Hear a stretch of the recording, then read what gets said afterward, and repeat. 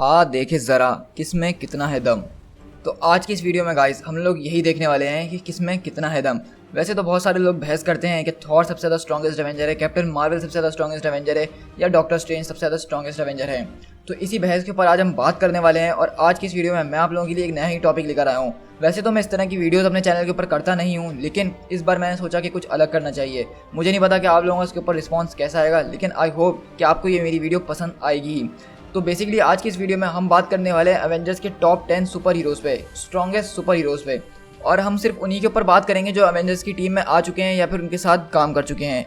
और एक और बात का हम ध्यान ये रखेंगे कि ये लिस्ट जो है ये एवेंजर्स एंड गेम के ऊपर बेस नहीं करती है, बल्कि मैं इसके अंदर जो मैंने लिस्ट बनाई है इसके अंदर मैंने पूरे MCU के अंदर उस हीरो की जर्नी देखी है, उसके बाद एक कंक्लूजन निकाला है कि इसको कौन से नंबर पर रखना है।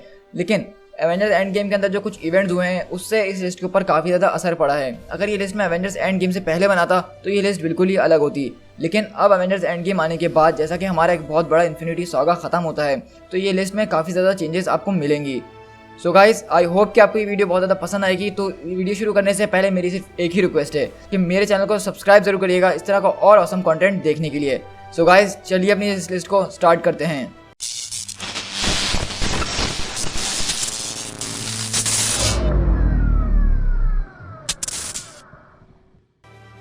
एंटमैन। तो नंबर 10 पे हमारे पास जो सुपर हीरो आ रहा है वो एंटमैन आ रहा है। तो आप अंदाज़ा लगा ही सकते हैं कि ये लिस्ट कितनी ज़्यादा खतरनाक होने वाली है, क्योंकि नंबर 10 पे ही इतना ज़्यादा पावरफुल सुपर हीरो जो आ गया है। वैसे तो बहुत सारे लोग पूछेंगे कि एंटमैन में ऐसी क्या खास बात है, वो सिर्फ साइज़ छोटा और बड़ा ही तो करता है। लेकिन साइज़ छोटा करने से इसको बहुत सारे फायदे ये होते हैं कि वो कहीं भी आसानी से घुस सकता है, वो एक सीक्रेट एजेंट के तौर पे भी काम कर सकता है, वो कहीं भी कभी भी घुस सकता है और किसी को पता भी नहीं चलेगा। हमने पता है कि वो इतना ज़्यादा छोटा भी हो सकता है कि वो एटम्स के बीच में भी जा सकता है। और उसके बाद अगर हम इसकी दूसरी तरफ देखें, यानी कि आयरन मैन जब जायंट मैन बनता है तो वो तकरीबन 60 फुट से भी ज़्यादा का बड़ा हो जाता है। तो ये कोई छोटी बात नहीं है। मतलब एक चीज़ को अगर हम वैसे ही बड़ा करके रख दिया जाए और उसके अंदर कोई सुपर पावर ना भी हो तो उसकी अपनी ही स्ट्रेंथ बहुत ज़्यादा होती है। और हमने एवेंजर्स एंड गेम के अंदर देखा था कि जायंट मैन जो है फाइनल बैटल के अंदर बहुत ज़्यादा काम का साबित हुआ था। उसने किस तरह से चौतोरी के बड़े से बड़े वेपन्स को भी आराम से एक पंच के अंदर गिरा दिया था, और साथ में कल ऑब्सिडियन को उसने सिर्फ अपने एक पैर के नीचे ही कुचल के मार दिया था। तो ये कोई छोटी बात नहीं है। Number 9 black panther. तो ब्लैक पैंथर को पावर्स मिलती हैं एक हार्ट शेप प्लांट को खाने से, और वही है उसकी ब्लैक पैंथर की स्ट्रेंथ और एनर्जी और फुर्ती का राज। तो ये पौधा जो है वकांडा के अंदर ही पाया जाता है, क्योंकि ये वाइब्रेनियम की वजह से ही मिला था। लेकिन इसके अलावा भी अगर हम देखें तो ब्लैक पैंथर के इंटेलिजेंस लेवल जो है वो इतना ज़्यादा कम नहीं है, बल्कि वो एक पूरी की पूरी नेशन का किंग है, और उसके साथ एक बहुत ज़बरदस्त वॉरियर भी, और उसके साथ साथ उसकी जो पूरी फौज यानी डोरा मिलाजे, अगर वो उसको अपने साथ लिया है तो उसको हराना तकरीबन इम्पॉसिबल सी बात हो ही जाती है। और इसका बहुत अच्छा नज़ारा हमने देखा था एवेंजर्स इन्फिनिटी वॉर के अंदर। मतलब आप एक मिनट के लिए सोच के देखें कि अगर थेनोस की आर्मी न्यूयॉर्क में आती ना कि वकांडा के अंदर, तो क्या न्यूयॉर्क को वो लोग इस तरह से बचा पाते जिस तरह से उन्होंने वकांडा की टेक्नोलॉजी और ब्लैक पैंथर की लीडरशिप में वकांडा को बचाया? मुझे नहीं लगता। मेरे अंदाजे से तो अगर वो न्यूयॉर्क में आते तो विजन का स्टोन 2 मिनट के अंदर ही ले जाते। Number 8 Spiderman.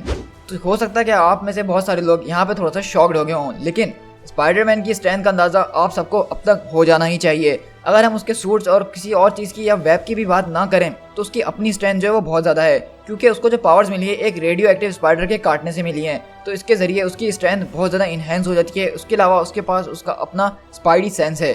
मतलब अगर कोई इस पर छुप के अटैक करना भी चाहे तो वो उस पर अटैक नहीं कर पाता। स्पाइडरमैन को उसके बारे में पहले से ही पता चल जाता है।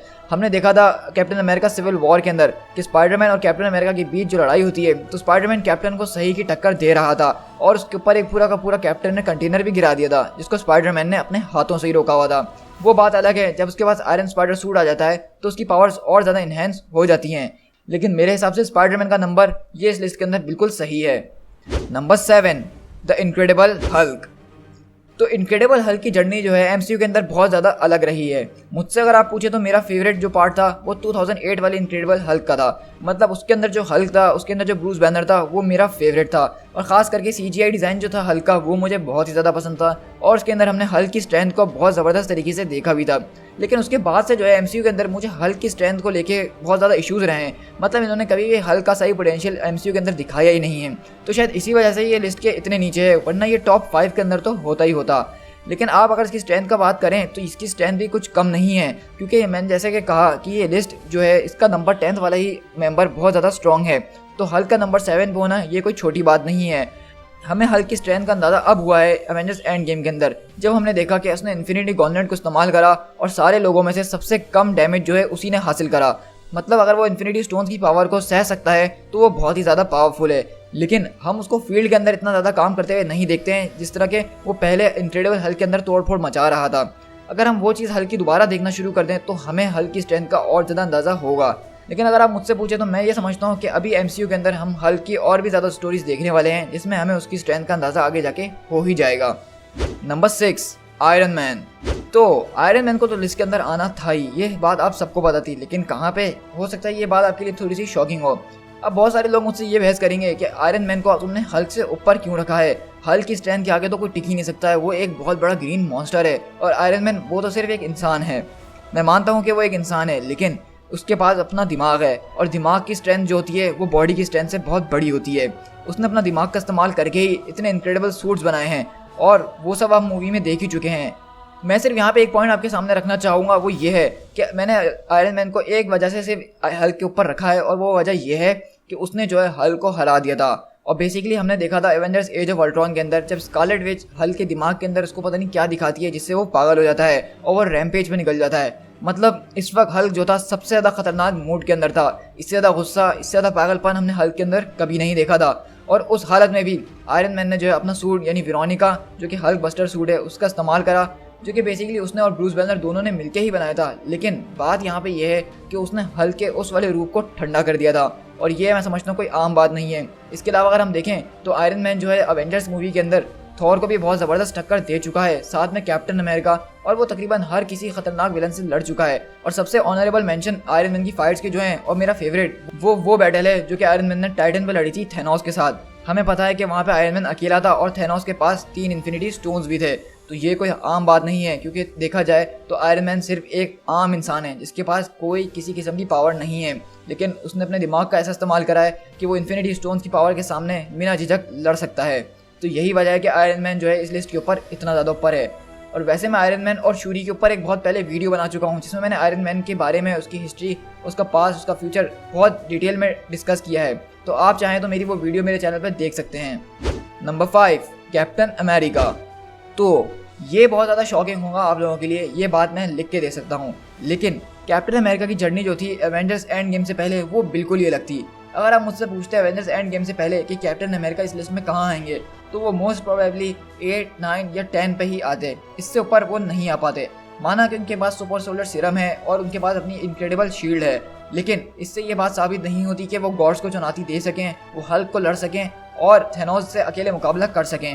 लेकिन एवेंजर्स एंड गेम आने के बाद ये सारी बातें बदल के रह गई क्योंकि कैप्टन ने म्योनियर यानी थॉर का मिस्टिकल हैमर उठा लिया और उसके ज़रिए ये बात साबित हो जाती है कि कैप्टन अमेरिका जो है एक वर्दी गॉड बन चुके हैं। मतलब हैमर उठाना कोई छोटी बात नहीं है। उस हैमर को उठाने से मतलब है कि कैप्टन के पास अब कंप्लीट कंट्रोल आ गया था लाइटनिंग और वेदर के ऊपर, जो कि एक गॉडली पावर है, और वेदर को मैनिपुलेट करना ये कभी भी कोई छोटी पावर नहीं कहलाती है। और इसका एग्जांपल हमने एवेंजर्स एंड गेम में बहुत अच्छे तरीके से देखा जब कैप्टन ने अपने हैमर से थैनोस को धूल चटा दी थी, क्योंकि थैनोस उस वक्त जो था आयरन मैन और थॉर जैसे कैरेक्टर्स के ऊपर भी बहुत ज़्यादा भारी पड़ रहा था, लेकिन तब कैप्टन ने वो हैमर उठाया और ये साबित कर दिखाया है कि उनका दिल बहुत ज़्यादा साफ है और वो वर्दी हैं इस हैमर को उठाने के लिए। तो यहाँ से कैप्टन अमेरिका जो है हमारी लिस्ट में इसीलिए ऊपर आ जाते हैं। Number 4, doctor Steven strange. तो डॉक्टर स्ट्रेंज का इस लिस्ट में इतना ऊपर होना ये तो ऑब्वियसली सी बात है, क्योंकि एवेंजर्स एंड गेम के अंदर तो नहीं, लेकिन एवेंजर्स इन्फिनिटी वॉर के अंदर हमने डॉक्टर स्ट्रेंज की पावर्स को बहुत ज़्यादा ज़बरदस्त तरीके से देखा। हमने उनकी पावर्स को डॉक्टर स्ट्रेंज मूवी के अंदर भी इतना अच्छे से नहीं देखा था जितना हमने एवेंजर्स इन्फिनिटी वॉर के अंदर देखा था।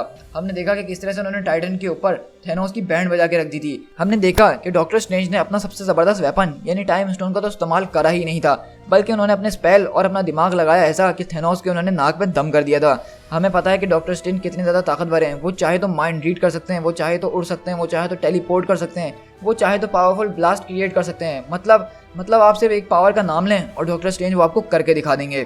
तो आप मुझसे पूछेंगे कि जब डॉक्टर स्ट्रेंज इतने ज़्यादा कमाल के हैं तो वो लिस्ट में इतने नीचे क्यों हैं? तो उसकी एक वजह यह है कि डॉक्टर स्ट्रेंज की पावर जो है वो एक्टिव पावर नहीं है बल्कि पैसिव पावर है।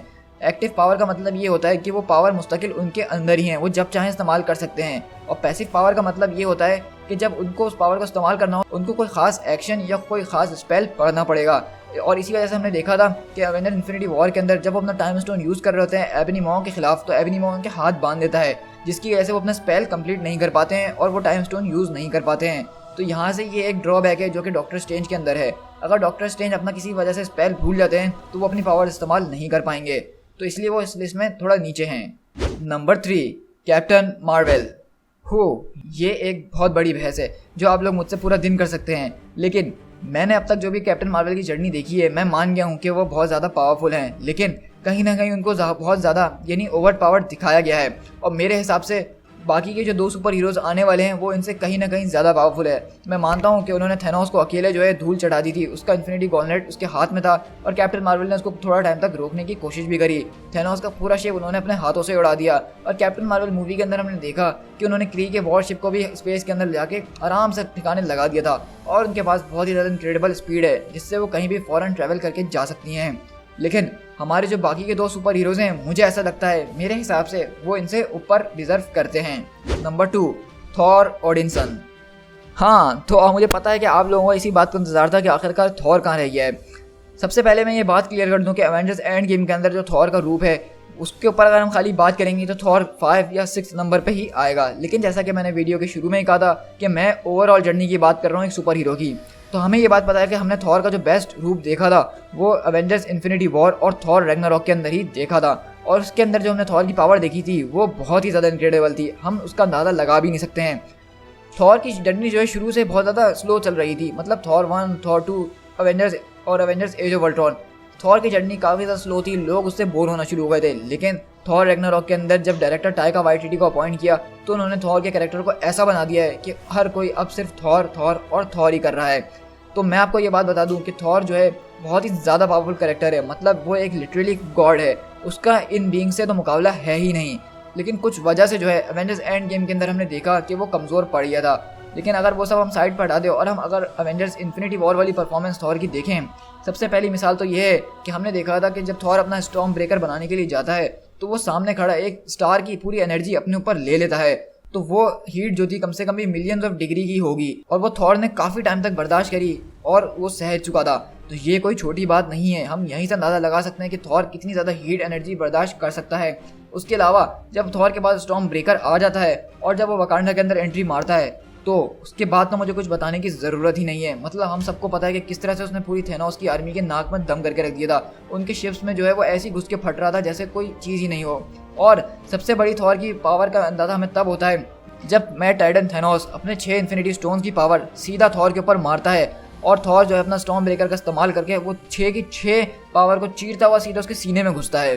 तो यहाँ से मुझे अंदाज़ा हो गया था कि थॉर का मुकाबला अब शायद एमसीयू के अंदर कोई और नहीं कर पाएगा और यही वजह है कि इसको मैंने कैप्टन मार्वल से ऊपर रखा है। कैप्टन मार्वल ने इन्फिनिटी गॉन्टलेट रोका था लेकिन इन्फिनिटी गॉन्टलेट की पावर्स को नहीं रोका था, और जबकि दूसरी तरफ थॉर जो है उसने इन्फिनिटी गॉन्टलेट की पावर्स को रोका है। इस वजह से जो है मुझे थॉर ज़्यादा पावरफुल लगता है कैप्टन मार्वल से।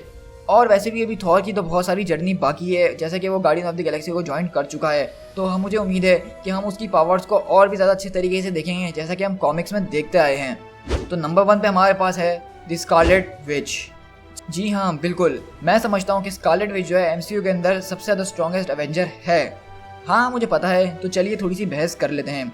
सबसे पहली बात कि स्कारलेट विच को जो पावर्स मिली थी वो एक इन्फिनिटी स्टोन से मिली थी, यानी कि माइंड स्टोन से, तो इस वजह से उनका सबसे ज़्यादा पावरफुल होना तो बनता है ही।